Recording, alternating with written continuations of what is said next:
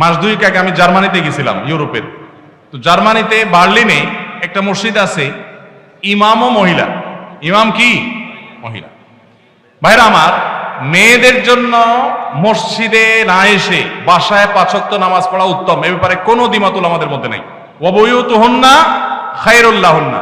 তবে হাদিসের আগের অংশ আছে। আল্লাহ নবী সাল্লাল্লাহু আলাইহি ওয়াসাল্লাম বলেছেন, লা তামনাউ আমা আল্লাহি মাসাজিদ আল্লাহ। আল্লাহর বান্দিরা মসজিদে আসলে বাধা দিও না, কিন্তু তাদের জন্য মসজিদে আসার চাইতে বাসা নামাজ পড়া বেশি উত্তম। তার নবীজি চাইতেন তারা যেন বাসায় পড়ে। মসজিদে দিনই কোনো প্রোগ্রাম, কোনো বিশেষ কারণে যদি আসে, দিনই এলেম অর্জন করার জন্য আসে, তাহলে ফিতনা মুক্ত সেই পরিবেশ থাকলে আসবে, আর না হলে সেটাও বাসা বা অন্য অঙ্গনে হবে। আর পাবলিক প্লেসে যে মসজিদগুলো, শহরের মসজিদগুলো, মহিলারা বাজারে ডাক্তার দেখাইতে বিভিন্ন কারণে আসে, সেগুলো তো অবশ্যই মেয়েদের নামাজের ব্যবস্থা থাকা দরকার। কিন্তু মেয়েদের জন্য মসজিদে এসে 5 ওয়াক্ত নামাজের জামাতে হাজির হওয়ার চাইতে বাসায় নামাজ পড়া অধিকতর উত্তম। মদিনায় এক মহিলা নবী সাল্লাল্লাহু আলাইহি ওয়াসাল্লামের পেছনে এসে নামাজ পড়ার জন্য, মসজিদে নামাজ 1 রাকাতে 1000 রাকাতে সওয়াব, নবীজিকে যখন বলেছেন, নবীজি বলেছেন তুমি তোমার বাসায় পড়লে বেশি সওয়াব হবে, কেন কষ্ট করে আসো? এখানে 1000 পালে ওখানে আরো বেশি পাবে।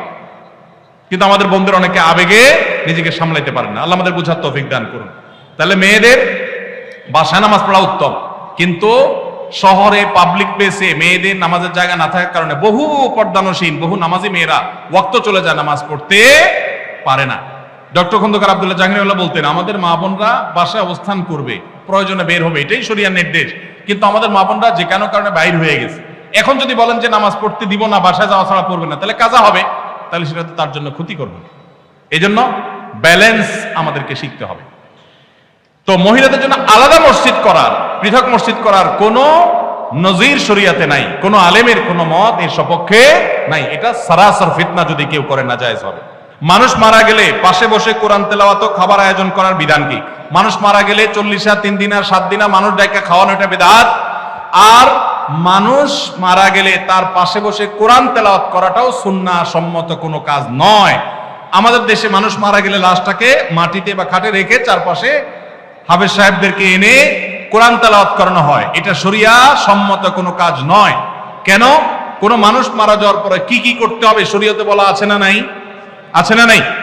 মুর্দার লাশের চারপাশে বসে কোরআন তেলাওয়াত করতে হবে, এরকম কোন হাদিস তো আমি পাই নাই। এটা কোত্থেকে আসলো? কোরআন তেলাওয়াত যে করবে তার লাভ হবে। আল্লাহ কোরআনে বারবার বলেছেন, আল্লাইসাল ইনসানে ইল্লা মা সাআ, যে যেটা করবে সে সেটা পাবে, যিনি তেলাওয়াত করছে তার সওয়াব হবে। মুর্দার কোনো লাভ নাই এখানে তেলাওয়াত করলে।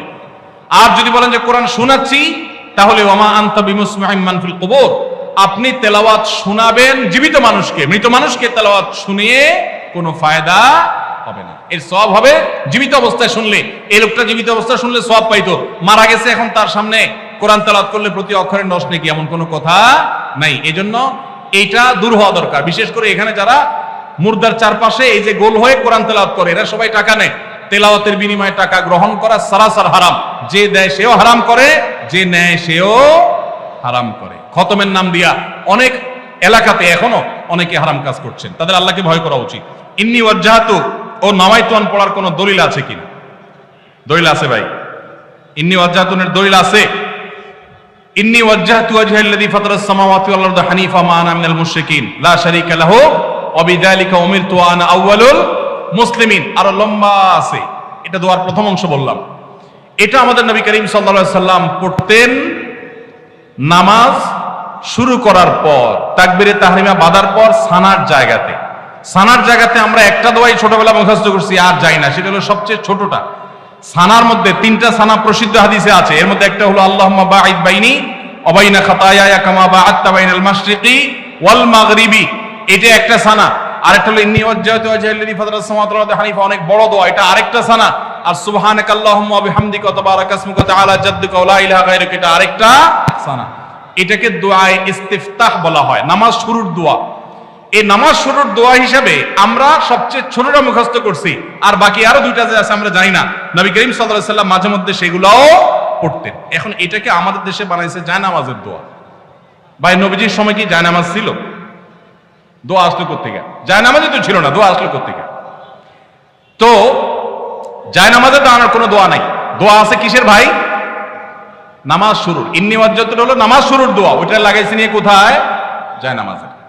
জানাজার দাঁড়াবে আলাদা কোনো দোয়া নেই। আর নাওয়াইতুয়ান যে দোয়া, ওইটা তো আসলে কোনো জাল হাদিসেও নেই, কোনো জাল হাদিসেও নাই। আলহামদুলিল্লাহ, এটা এখন মানুষ বুঝে গেছে। মনে মনে আমরা নিয়ত করছি, কোন নামাজে পড়ছি, নামাজের নিয়তে তাইন করছি, আমি জোহর পড়তেছি ফরজ না সুন্নত পড়তেছি, এটা আমার মাথায় আছে। এই নিয়তের ইস্তেহজার এটাই যথেষ্ট।